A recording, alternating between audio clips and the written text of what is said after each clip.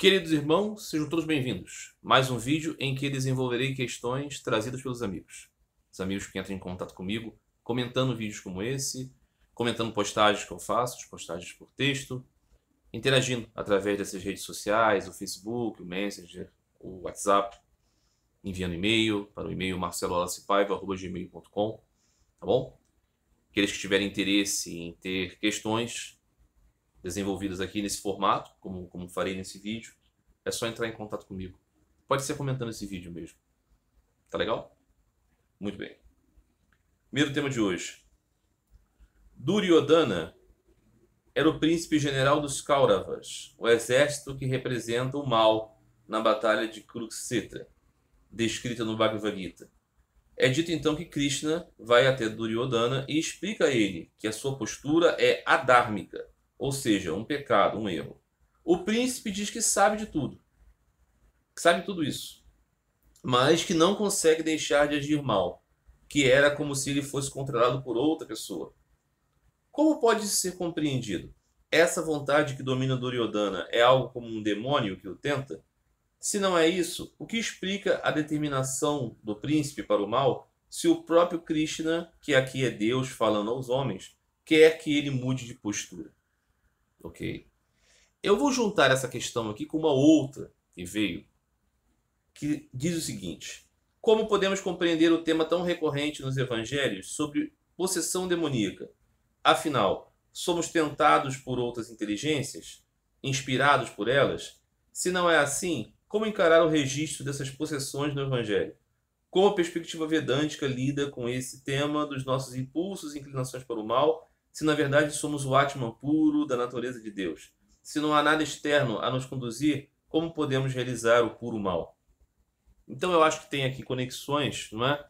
Porque são dois temas que tratam disso. Por qual razão optamos pelas ações malignas, quando muitas vezes parece que elas são até mesmo uma violência à nossa própria formação? Conhecemos a verdade, conhecemos o bem, existem pessoas nos orientando para o caminho certo, mas nós vamos em busca daquilo que é errado, que nós mesmos sabemos ser errado. Veja bem, não é que nós estejamos confundidos a respeito do que é certo ou errado. Nós sabemos que algo é errado e fazemos isso. Fazemos o errado. Por qual razão é assim? É assim porque somos tentados por demônios? E aí esse rapaz usa o exemplo do Bhagavad Gita, onde nós temos esse príncipe a liderar o exército invasor, o exército usurpador, né? Aquilo que no Bhagavad Gita está ali claramente nesta descrição como o vilão da história. Então, Sri Krishna, um príncipe que naquele contexto ali todos reconhecem como sendo a encarnação de Deus. Veja bem, esse é o contexto do Bhagavad Gita, ok? As pessoas sabem que Krishna é divino. Diferente, né, do evangelho, que as pessoas estão questionando Jesus, no contexto das histórias de Krishna, existe um reconhecimento de que ele é especial. Então, isso aumenta, né, o peso das suas palavras. Ele vai lá falar com esse príncipe e diz: olha só, o que você está fazendo é criminoso, é errado, você não tem direito de agir assim, você está atuando pelo mal. Isso não é o seu dharma, isso não é a sua responsabilidade. Ao contrário disso. E aquele príncipe diz: você não precisa me dizer isso. Até com certo desdém. Eu conheço todas as implicações da lei. Eu sei o que as pessoas consideram certo, o que é o certo conforme os Vedas e tudo mais. O problema é que eu não tenho vontade de realizar esse bem que eu conheço. Eu tenho vontade de fazer o outro. Então, assim, a minha consciência, sabe, com toda a minha vontade, não quer dar trela para isso.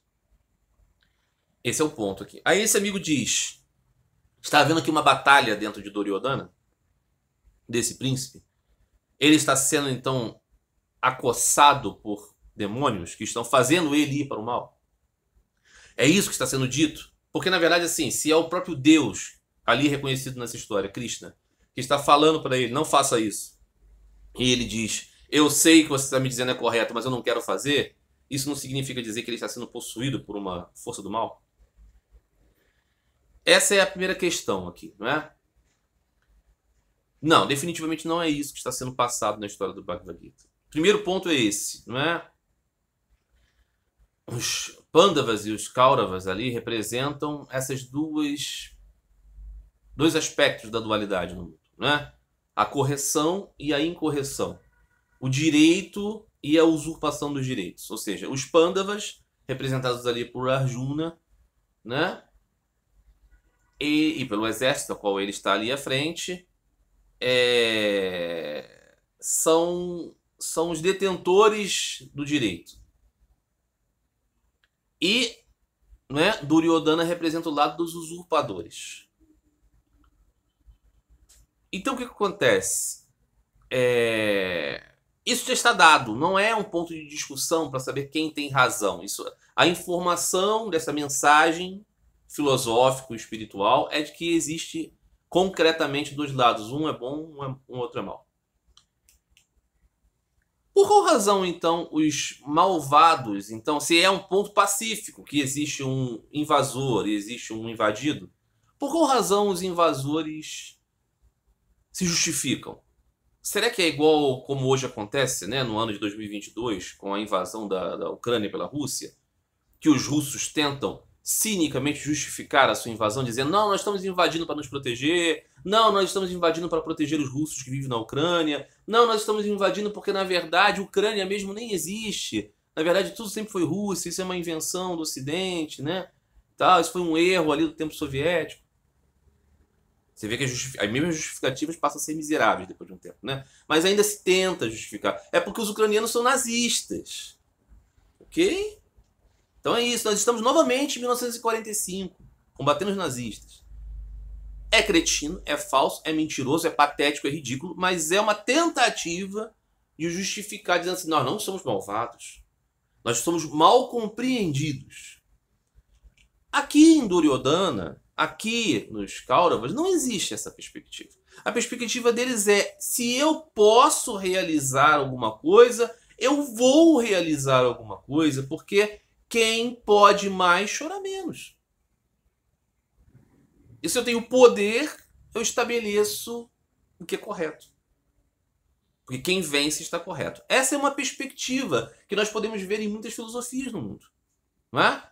Inclusive, é o verdadeiro âmago da questão da Rússia. Está dizendo o seguinte: quem vai me parar?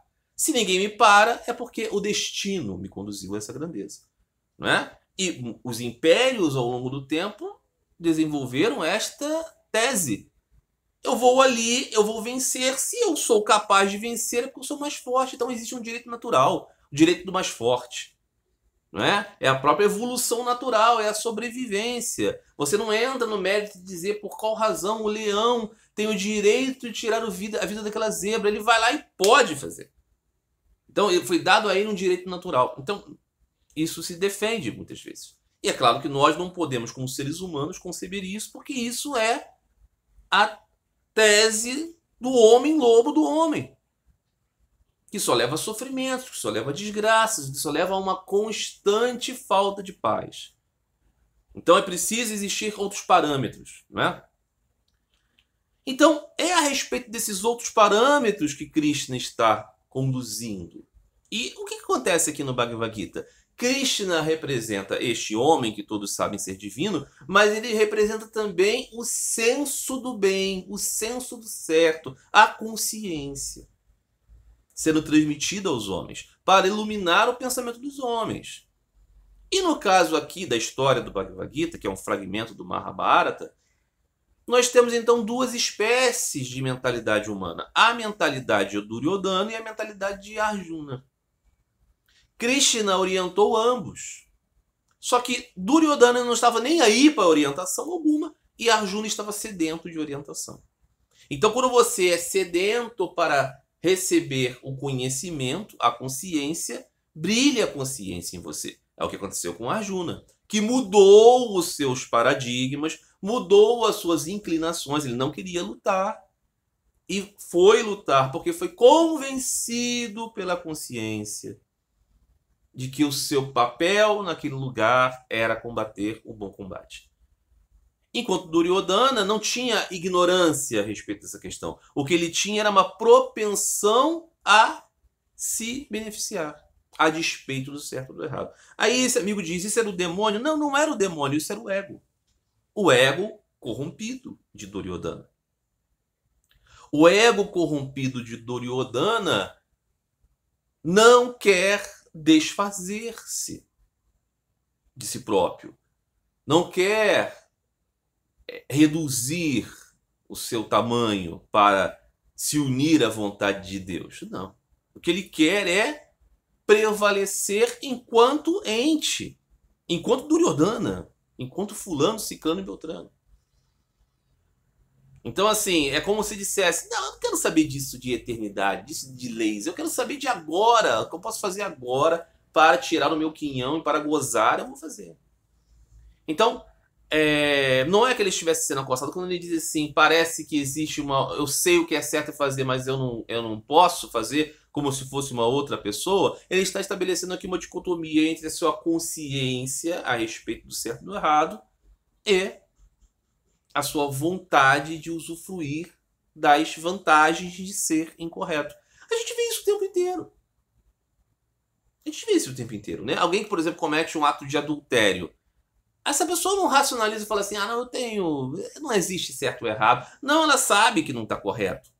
Trair a confiança de alguém, se relacionar com uma outra pessoa, não é? E nisso macular aquela pactuação que ele fez. E por isso ele esconde, por isso faz nas encolhas. Então, assim, faz o que é errado por quê? Porque aquilo traz prazer. Então não é um demônio. Não é o demônio. Ok? É essa percepção de que, embora eu tenha uma intuição de que eu não sou apenas isso, eu não consigo me desconectar do desejo de, enquanto eu sou esse fulano aqui, enquanto eu sou esse Duryodhana, tentar gozar o máximo que eu posso. É uma inconsequência. É mais uma estupidez do que uma dominação do demônio. Não é isso. Ok? Então, do ponto de vista do Bhagavad Gita, nós não estamos aqui trabalhando com a ideia de que Duryodhana está sendo dominado pelo demônio. Estamos dizendo que ele está sendo vencido pelas paixões do mundo. Essa é a questão. Essa é a questão. Não é? Por qual razão nos prendemos àquilo que é adármico, aquilo que é contra o senso comum do certo e do bem? Porque estamos presos aos agrados desse mundo. Ok? Muito bem. Aí, então, a outra questão é como podemos compreender o tema tão recorrente nos evangelhos sobre a possessão demoníaca. Como podemos compreender isso? Primeiro, temos que compreender que os evangelhos são livros, né? Esses livros que foram escritos ali algumas gerações depois da existência de Jesus e seus discípulos foram escritos dentro de um contexto da cultura grega, né? Da cultura grega, que era aquela que ornava o pensamento filosófico daqueles judeus helenizados. Né? Os evangelhos são livros muito bem escritos, são livros belíssimos de língua grega, alta literatura grega, filosófica e religiosa. Ok? Por aqueles judeus dentro dessa cultura. E naquele contexto existia a percepção dos daimons, dois espíritos que atuavam no mundo não como o exército de Satanás, do capiroto, do diabo, do maligno, não. Como seres imateriais que atuavam no jogo da natureza e das relações humanas de modo amoral. Assim como aqueles deuses dos gregos não eram símbolos de virtude, eles eram amorais, eles eram muito humanos na sua dualidade. Tinham ciúmes, desejos, paixões, vinganças, mesquinharias, e nisso eram agradados pelos homens para que os homens recebessem benesses, numa barganha evidente. Mas não existia nenhuma percepção de que as supremas virtudes estão no Olimpo e as supremas obscuridades estão no Hades, inferno. Não. Esse não era o conceito dos gregos.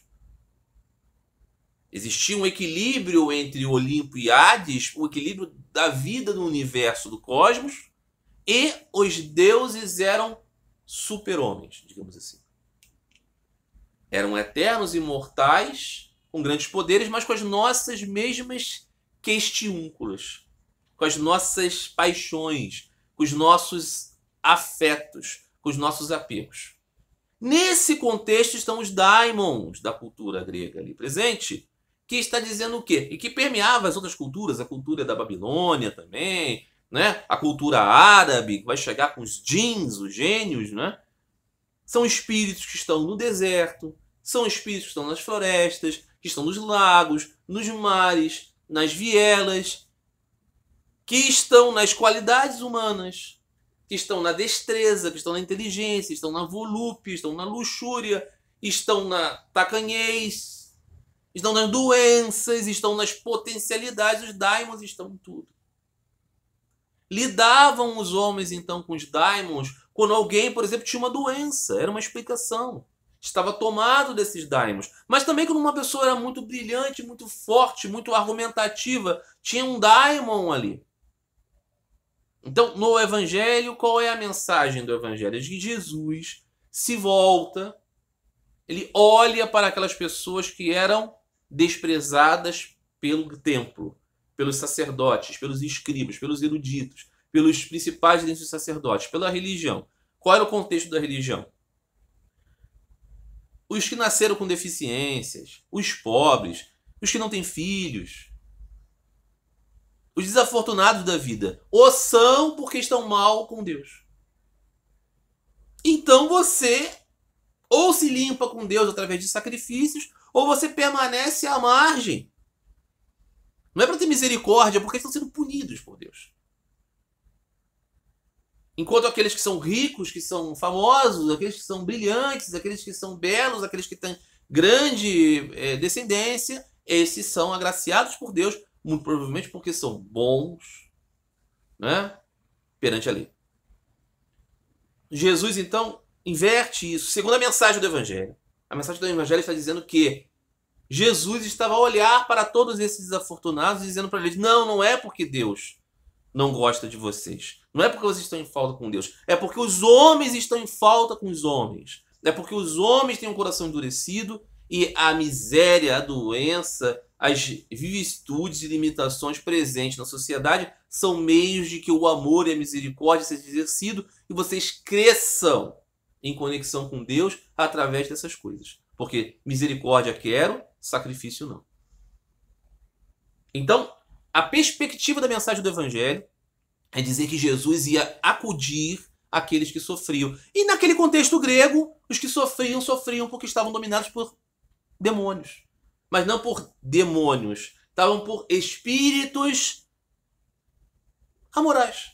Que estavam presentes em tudo. Então, quando uma mulher tinha um sangramento que não parava, era um daimon. Quando a mulher tinha uma coluna envergada, era um daimon. Quando os rapazes estavam dementes, era um daimon. O mudo era um daimon.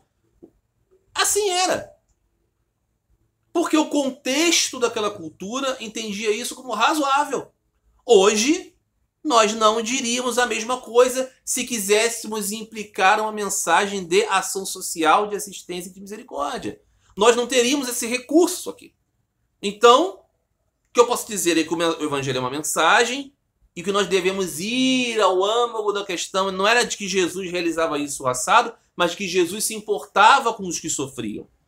Ele estava retirado para se unir ao Pai em oração, mas ele deixava a sua oração para atender aqueles famintos, os desmazelados. Ele sentia amor e compaixão por eles e os atendia. Essa é a mensagem do Evangelho. O Evangelho é uma doutrina social de acolhimento do humano. Então, existem relatos nos evangelhos, por exemplo, né, o clássico relato da cura dos endemoniados de Gerasa ou Gadara. São duas cidades diferentes, mas nos registros dos evangelhos elas estão ali colocadas. Em um dos registros são 2 homens endemoniados, em outro registro é um homem endemoniado. Nos 2 casos, 1 ou 2, em Gadara ou Gerasa, eles estão vivendo nos cemitérios, nos lugares de impureza. E eles vivem nus, maltrapilhos, loucos, no meio daqueles lugares impuros. E aí acontece que Jesus vai até eles e os demônios, os daimons que estão dentro deles se apresentam como muitos, uma legião deles, e pedem, primeiro temem Jesus, se prostram diante dele e pedem para que Jesus os retire daqueles corpos ou daquele corpo no caso que é um só, no caso que são dois, e os deixe entrar em porcos, animais, né? Os suínos que estão ali numa vara de porcos, num grande rebanho de porcos, e pede para que eles entrem no corpo dos porcos. Jesus os permite, eles entram lá e os porcos caem num desfiladeiro e vão para o mar.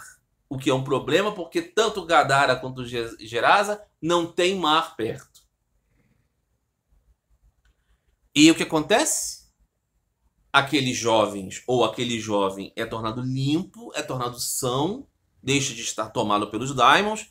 Só que a população, ao ver aquele milagre, ao contrário de querer ficar com Jesus, pede para que ele vá embora, porque dá-se a entender do registro do Evangelho, eles teriam ficado assustados ou não teriam gostado de que aquela vara de porcos tivesse sido desperdiçada. Qual é o contexto aqui? Os porcos eram alimentos proibidos também para os judeus. Né? E aí muitas coisas são ditas aqui. Aqueles homens preferiram o mundo ao invés de ficar com a salvação com Deus ali estabelecido com eles. E Jesus diz para aqueles homens, então, para que eles testemunhassem aquilo e tudo mais. Ao longo do tempo, muitas pessoas se perguntam o sentido de toda essa mensagem, um tanto quanto escalafobética, não é? Nós podemos dizer que aqui existem muitas coisas interessantes a se ver. Primeiro ponto é que aquelas cidades, tanto Gerasa quanto Gadara, são cidades daquela dominação da cultura grega sobre os povos judeus. Judeus helenizados, predominantemente gregos, na sua cultura. Ali, as legiões romanas que estavam ali em dominação naquela parte tinham como símbolo um estandarte, né, um símbolo heráldico de um javali, que pode ser aqui assemelhado a um porco. A derrocada daqueles porcos no mar pode falar então aí da futura decadência daqueles invasores sobre o povo de Deus. E aqueles jovens libertos, ou jovem liberto, pode significar um judeu que se liberta da própria dominação cultural helênica. Isso tudo faz muito mais sentido, e aqueles que foram contrários a que Jesus ficasse ali eram aqueles refratários a essa modificação de paradigma. Isso faz muito mais sentido do que entender que demônios se prostraram diante de Jesus, pedindo para ser liberados para ir para os porcos, e Jesus atendeu a eles, e os porcos caíram do mar quando nem mar tinha. Então, o que nós podemos compreender aqui? É que esse registro é um registro simbólico, que nos fala do quê? Daquilo que o Evangelho queria transmitir, cifradamente. De que aquela cultura helenizada iria ser superada pela adesão dos judeus ao Messias, a Jesus. Já é uma mensagem de superação do judaísmo pelo cristianismo.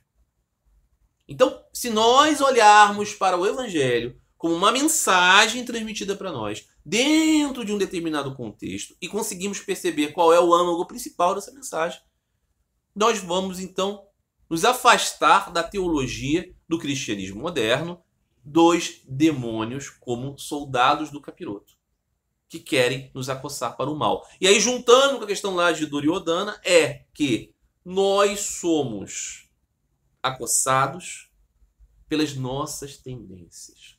Então, no Vedanta, qual é a perspectiva do Vedanta? A nossa verdadeira natureza é de fato o Atman. É de fato pura e da natureza qualitativamente de Deus. Mas nós nos identificamos com esse composto corpo e mente. Nós nos identificamos com esse personagem. Nós nos identificamos com esse mundo. E nisso, nos prendemos ao mundo. Vida após vida. Eu sou Marcelo temporariamente. Marcelo morre. Esta mente que diz eu dentro do Marcelo continua sua trajetória por outras identificações. E o que acontece nessa jornada, longa jornada de muitas vidas, de muitos renascimentos? Nós vamos acumulando tendências. Aquilo que no Vedanta se chama de sanskaras. Essas ranhuras, essas tendências, como que se borbulhasse dentro de nós tendências, desejos, inclinações. E nós, na nossa inconsciência aqui, vivendo como Marcelo, como fulano, ciclano, beltrana, nós não paramos para olhar essas borbulhas e vamos reagindo a elas. Então, digamos que você tem um grande desejo hoje aqui. O meu grande desejo é ter um Fusca azul do ano 70, da década de 70. Mas eu não consigo e tal, não sei dirigir. E aquilo fica como um desejo. Você tem milhares de fotos de Fusca azul no seu computador, miniaturas, mas você não conseguiu realizar. Numa outra vida, muito a grosso modo, ok? Esse desejo incontrolável por ter um Fusca azul continua lá com você. E nós podemos colocar isso de muitas maneiras. Nós não olhamos para essas borbulhas. Nós não meditamos sobre elas e nós reagimos a elas. Muitas vezes. Às vezes não temos condições, mas a vontade fica, não é? Uma pessoa consciente espiritualmente olha para essas borbulhas todas, olha para essas tendências e diz: eu realmente preciso disso, eu realmente quero isso. Por quê? De onde está vindo isso? Não está vindo de demônios que estão soprando no seu ouvido. Está vindo de você mesmo, desta sua jornada. Não é exatamente de nós mesmos, mas é desse arcabouço na qual estamos exercendo esta personalidade aqui. Então, nesta perspectiva vedântica, não há espaço para isso. Ah, mas não existem demônios, não existem seres espirituais, não existem inteligências de outros diapasões? Existem, podem existir. Não é essa a questão. A questão é, isso não explica as nossas escolhas nesse mundo, contrárias ao que sabemos ser o certo. São Paulo dizia isso, não é? Eu sei o que é certo, mas eu faço não o que é certo. Por quê? Porque é prazeroso. A gente não vê isso na nossa vida ordinária, né? Nós sabemos que alimentação boa faz bem à saúde, exercícios regulares faz bem à saúde, acordar cedo, dormir cedo faz bem à saúde, tomar banho frio talvez faça bem à saúde, uma série de coisas. Mas nós gostamos de uma comida que é uma porcaria, mas que é gostosa. Nós gostamos do conforto que nos trava, mas é agradável, mas confortável, não é? Nós sabemos que para passar num concurso a gente tem que estudar, mas estudar é chato. Então eu prefiro ler as coisas que são agradáveis. Né? Nós percebemos que muitas vezes nós sabemos o que é certo fazer. E nós fazemos aquilo que não é o certo fazer porque nos traz prazer momentâneo. Eu falava aqui do caso do adultério, por exemplo. O sujeito fala assim, poxa, eu gosto da minha esposa e tudo mais, eu sou feliz, mas eu vejo aquela menina ali, ela é muito atraente, eu quero ficar olhando para o decote da camisa dela. Aquilo não é o que eu acho certo, mas eu tenho prazer em fazer isso. E ele faz. Então, essa nossa luta não é porque tem um capetinha. A imagem é interessante, mas não é exatamente isso. Não é? Então, assim, alguém pode perguntar, mas e as possessões demoníacas que vemos aí na igreja pentecostal da nossa esquina? Bom, esse é o ponto. Nós ornamos com a nossa cultura essas tendências, esses sanskaras que vêm. Então, eu sempre digo isso, né? O que nós temos aqui dessas possessões demoníacas que temos aqui no Brasil, por exemplo, né? Das entidades e tudo mais. Elas não se dão em outros países onde você não tem essa cultura. Os demônios não vão para lá porque é frio, porque não sabe falar a língua. Não, os demônios não vão para lá, não tem essa manifestação, porque a cultura deles não deu esse arcabouço. Então, o que continua acontecendo lá é o que continua acontecendo aqui. Vêm essas borbulhas de tendências de outras vidas. E nós lidamos com elas no automático, pautados por 3 tendências fundamentais que dominam o universo das tendências, das gunas, das propensões. A tendência sáttvica, de pureza, de bondade, de iluminação, de desapego. A tendência rajásica, de paixão, de ação, de explosão. E a tendência tamásica, a tendência de obscuridade, de certa inércia, de certa tristeza, de certa melancolia. O quanto mais predomina uma dessas tendências em nós, vai ser a inclinação que damos a essas tendências. Porque se nós recebemos uma borbulha que diz luxúria, porque isso ficou para nós como um desejo, uma latência, e nós temos uma tendência sáttvica, nós enfrentamos aquela luxúria a modo de fazer com que ela diminua. Para isso precisamos um pouco de paixão também, de ação, de explosão, de rajas, né? Então, rajas com sátiva, fazemos conduzir essa borbulha da luxúria para fora. E vamos fazer o quê? Que outras borbulhas sejam valorizadas. Então, o que se busca na meditação? Conhecer profundamente a qualidade da nossa mente e purificá-la. Para o quê? Para que essa tendência, essa refinação dos sanskaras seja feita. Né? Então a questão não é aqui demônios. Né? Não é. Ah, mas eu conheço pessoas que eu vi a pessoa sendo possuída. O que você viu foi a pessoa manifestando as expressões daquilo que Duryodhana disse. Eu quero fazer. Eu sei que é errado, mas eu quero fazer de um modo ornado em sua cultura religiosa. Ok? Eu já vi isso acontecer também. Pessoas com esse tipo de posição. É impressionante mesmo. É impressionante o que acontece em certos casos. Mas é porque nós temos esse poder também. Não é? De ornar as coisas. Muito bem. Segunda questão de hoje. De um ponto de vista do Vedanta de Ramakrishna, como um evangélico pentecostal poderia ser verdadeiramente espiritual? Bom, Sri Ramakrishna dizia, né? Todas as religiões são verdadeiras, o que importa é a sua honestidade, o que importa é a sua correção. Esse aqui é o ponto. Não é?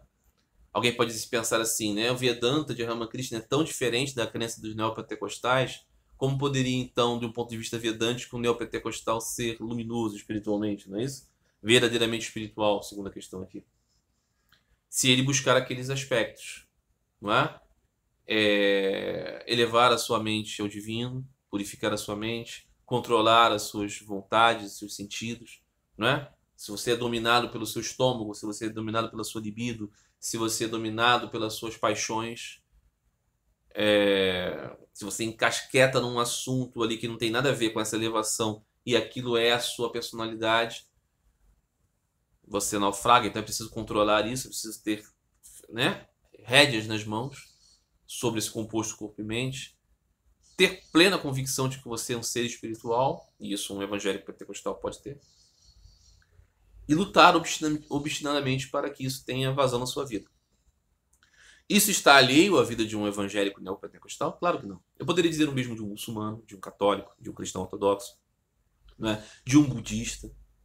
Tudo isso, elevar a mente, controlar os sentidos, ser verdadeiro, não ser da boca para fora, não é? Ser íntegro na sua vida, né? E ter convicção de que você não é apenas isso.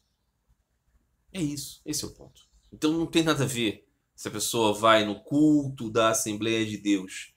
Tem a ver com todas essas outras coisas. Ele pode ir, se ele gostar de lá. E se ele for sincero espiritualmente, ele vai realizar Deus na Assembleia de Deus também. Tá bom? Muito bem. Outra questão. Tá. Há algumas semanas foi apontado pela imprensa como um escândalo o fato da Polícia Rodoviária Federal ter distribuído para os seus agentes uma cartilha contendo versículos bíblicos e recomendação para meditação coletiva sobre o conteúdo. Se diz que o Estado é laico, não é antirreligioso. Então, por qual razão a distribuição dessa literatura para os agentes da Polícia Rodoviária Federal é considerado como desrespeito ao Estado laico? Pois bem, por quê? Os agentes da Polícia Rodoviária Federal no Estado laico podem ser membros de uma igreja. Todos eles, inclusive, podem ser membros de uma igreja, não tem nenhum problema. E lá eles podem receber todo tipo de orientação para serem bons policiais da Polícia Rodoviária Federal, enquanto cristãos. Ou se fossem sikhs, ou se fossem da fé Bahá'í, ou se fossem zoroastristas, ou se fossem do candomblé, estava tudo ok. Eles poderiam ser, em massa, pertencentes a essas religiões. O que não dá é para o órgão público, a polícia, o ministério orientar a eles sobre uma inclinação religiosa. Ah, mas é pura sabedoria das escrituras. Sempre tem um viés, né? sempre foi orientado, sempre foi separado, sempre foi selecionado por uma determinada perspectiva dessas escrituras.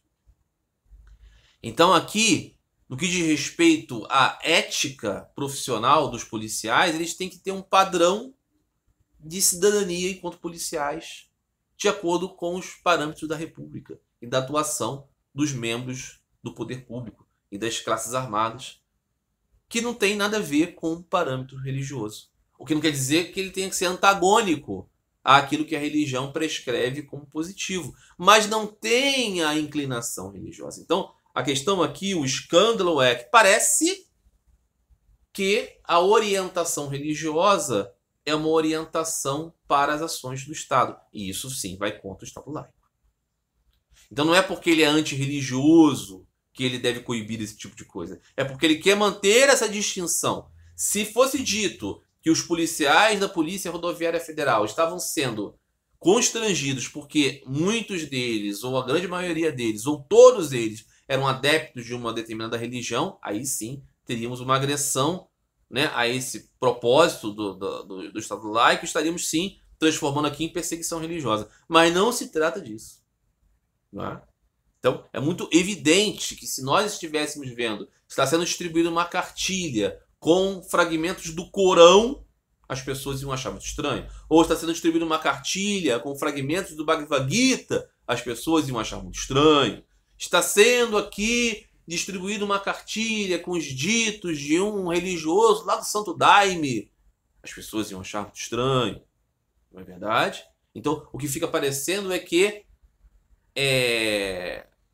a seleção de aspectos da Bíblia, provavelmente aqui do Antigo Testamento, seja apenas e simplesmente a oferta do que nós temos de melhor. Então aqui nós temos uma inclinação. Ok? Muito bem. O que o senhor tem a dizer sobre o que está acontecendo na Nicarágua? O regime de Ortega está perseguindo a Igreja Católica? Por qual razão, se Ortega é de esquerda e a Igreja Católica pós-Vaticano II é sempre mais à esquerda? O Vaticano nada diz sobre isso. Por qual razão? O padre brasileiro Paulo Ricardo, que foi um seguidor do Olavo de Carvalho e naturalmente apoia Bolsonaro, diz que o Brasil caminha para uma situação da Nicarágua e diz que está sendo perseguido pelos juízes do TSE e TSF como uma antecipação disso. O que o senhor poderia comentar sobre esse tema? Muito bem. A Nicarágua vive sobre um regime aparentemente democrático, assim como temos em outros países, né? Como o caso da Rússia. Né? A Rússia você também tem eleições, você também tem Supremo Tribunal, imprensa, religiões, né? Partidos políticos. É tudo mentira, né? Tudo um grande mise-en-scène para que se estabeleça ali um governo autoritário que não tem possibilidade nenhuma de renovação, de mudança, e todos esses órgãos funcionam como apenas enfim, aparências de democracia. Assim também, né, temos com a Nicarágua se transformando nisso através da ascensão de um político que no passado foi um revolucionário contra um regime também autoritário, não é? Que se estabelecia ali na Nicarágua, mais à direita, né? Então, houve durante um tempo a luta contra esse regime na pretensão de que se desejava estabelecer democracia. Depois, quando esse Ortega chegou pela via do voto a conseguir o poder, ele está manietando as instituições para se perpetuar no poder. Ele, a sua família, a sua esposa e tudo mais. Então, o que acontece é isso. Né? Aí ele diz que esse Ortega está perseguindo a Igreja Católica. Por qual razão ele persegue a Igreja Católica lá? Se ele é de esquerda e a Igreja Católica é mais à esquerda desde o Concílio Vaticano II. Por quê? O que está acontecendo? Primeiro que a Igreja Católica é muito diversa, é muito né, variada nas suas tendências. Você tem conservadores na Igreja Católica, você tem pessoas mais à esquerda, mais progressistas, né? Você tem pessoas que querem se alienar disso. Existem muitas, né, facetas da Igreja Católica. Mas, de verdade, né, a orientação central do Vaticano é mais progressista desde o Concílio Vaticano II. Mas o que acontece? O Ortega, na Nicarágua, ele está, assim como o Bolsonaro no Brasil, Primeiro que ele foi sempre uma pessoa antipática à Igreja Católica. Por quê? Porque ele era de uma identificação à esquerda, não de uma esquerda católica, mas sim de uma esquerda mais marxista, mais comunista, mais anticlerical. E na Nicarágua predomina, sempre predominou culturalmente, historicamente, a Igreja Católica, que em dado momento apoiou também as forças direitistas. Assim como na América Latina, a Igreja Católica foi muito ambígua, né? Em certos países, por exemplo, no Chile, apoiou, né, vigorosamente a ditadura de Pinochet, à direita, né? Aqui no Brasil nós tivemos, né, setores da Igreja Católica favoráveis ao regime militar e outros contra, né? Na época do Getúlio Vargas a mesma coisa, favorável ao regime, alguns contra. Então, essas coisas. Mas no que diz respeito à Nicarágua, nós temos isso. Esse Ortega, ele não é simpático à Igreja Católica e lá na Nicarágua é mais conectado com o crescente cristianismo neopentecostal, parecido com o que tem aqui no Brasil. Só que aqui no Brasil a proeminência dos neopentecostais é maior do que ela na Nicarágua, mas ele tenta justamente essa nova, né, conformação ali de pactuações. Então, nesse sentido, existe ali um revanchismo contra a Igreja Católica que apoiou os regimes de direita no passado e a percepção de que a Igreja Católica ali fala contra o crescente autoritarismo do regime de Ortega. Então esse é o ponto. Mas por que a Igreja Católica não diz nada a esse respeito? Porque a Igreja Católica, não vejo também a Igreja Católica verdadeiramente se posicionando aqui contra Jair Bolsonaro. Nesse ano de 2022 temos aqui, se Deus quiser, o último ano de Bolsonaro. Mas nos 4 anos em que Bolsonaro foi presidente da República, algumas vezes ele foi até catedrais católicas, comungou, foi muito bem recebido, e a Igreja Católica não orientou os seus fiéis para que rompessem definitivamente com o regime, com o bolsonarismo. Não. Ela olhou as coisas, fez suas críticas àquilo que ela considera, de modo geral e abrangente, antagônicos ao Evangelho e ao Espírito Católico, mas nunca se posicionou claramente contra Jair Bolsonaro. Ainda que a Igreja Católica seja progressista e Bolsonaro não seja. Por que ela não atua assim? Não é? E no mundo inteiro, ela é sempre muito cuidadosa nesses seus posicionamentos. Porque ela tem os seus interesses também nesses países. Primeiro, assim, ela pode pensar na própria natureza da religião, de orientar para o espiritual. Mas saindo dessa questão um pouco ingênua, vamos colocar, ela tem interesses nos países, ela tem propriedade nos países. Você ir contra um governo, um regime, é sempre muito problemático, né? Para ela própria, a instituição, e também para os fiéis. Então, a maneira como a Igreja Católica estabelece a sua influência nos anos 2000, 2020, não será como nos anos 50, nos anos 40, como nos anos 30. Né? Ela não pode conspirar, né, com grupos para derrubar um governo. O mundo mudou. Então a Igreja Católica atua de maneira diferente. Ele falou aqui desse padre Paulo Ricardo, que foi seguidor do Olavo de Carvalho. Então, essas coisas já explicam, né? Aí diz que está sendo perseguido pelo STF e pelo TSE. Não, na verdade ele não está sendo perseguido, né? O que está acontecendo é que está havendo uma investigação de grupos que usam a internet para disseminar o quê? Descrédito às eleições, descrédito à democracia brasileira, que fomentam ódios contra homossexuais, contra pessoas de outras religiões, não é? Mentiras e fake news. E aí este padre está sendo, né, como muitos outros cidadãos brasileiros estão sendo observados para saber se a atuação dele é nesse sentido. Para ver se ele não incorre em crimes contra as eleições, contra a democracia e tudo mais. Não é verdade? Então, assim, está sendo perseguido porque ele é católico? Claro que não. Ele mesmo é um crítico ferrenho da Igreja Católica, da qual ele faz parte. Ele é um crítico do Papa Francisco. Ele é um crítico do Concílio Vaticano II. Então, será que ele é um anticatólico?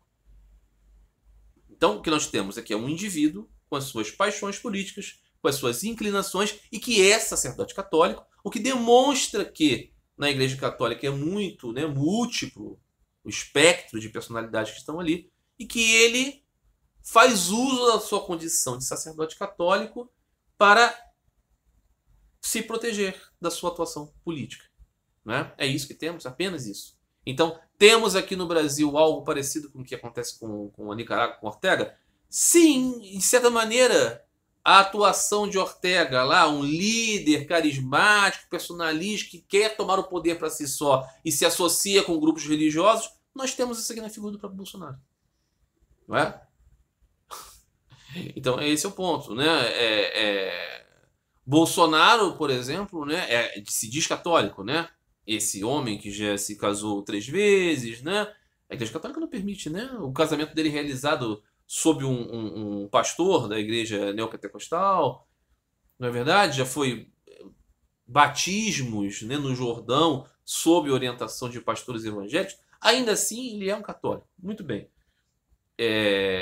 Eu não vejo uma posição do padre Paulo Ricardo, né, muito preocupado com esses testemunhos de apostasia do presidente Bolsonaro. Ok, perfeito seria se eles separassem uma coisa da outra. Mas querer dizer que no Brasil está acontecendo um levante anticatólico porque está tentando se coibir crimes eleitorais e coisas do tipo, é patético. É ridículo. Mas é um discurso que, embora patético, amalucado, mentiroso, encontra, né, muitos corações desejosos de acolher esse tipo de coisa. Tá bom, meus amigos? Então é isso. Muitas outras questões, mas não vai dar mais tempo. Por hoje é só. Até o próximo vídeo. Um grande abraço a todos. No amor de Cristo.